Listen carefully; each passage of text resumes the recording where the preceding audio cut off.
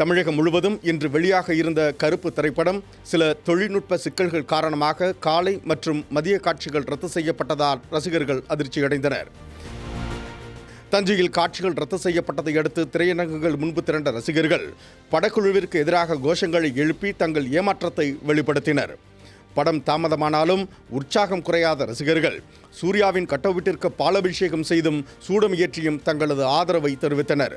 பட வெளியீட்டில் உள்ள சிக்கல்களை உடனடியாக தீர்த்து மாலை காட்சிகளையாவது திரையிட அரசு மற்றும் தயாரிப்பு தரப்பு நடவடிக்கை எடுக்க வேண்டுமென ரசிகர்கள் வலியுறுத்தியுள்ளனர்.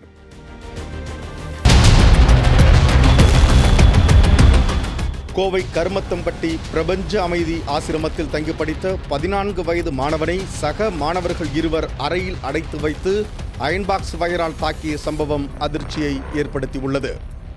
புளியங்குளத்தைச் சேர்ந்த காவ்யா என்பவரின் மகன் கருமத்தம்பட்டியில் உள்ள ஆசிரமத்தில் தங்கி படித்து வந்த நிலையில் காதல் விவகார தகராறில் 17 வயது மாணவர்கள் இருவர் அயன்பாக்ஸ் வயரால் தாக்கியதாக கூறப்படுகிறது.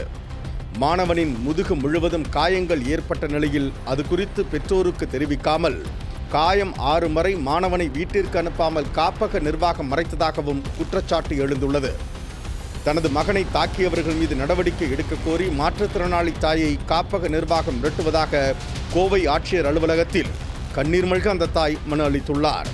இந்த விவகாரத்தில் ஆசிரமத்திற்கு நோட்டீஸ் அனுப்பப்பட்டுள்ளதாகவும் காவல் நிலையத்தில் புகார் அளிக்க ஏற்பாடு செய்யப்பட்டுள்ளதாகவும் மாவட்ட குழந்தை பாதுகாப்பு அலுவலர் அப்சா தெரிவித்துள்ளார்.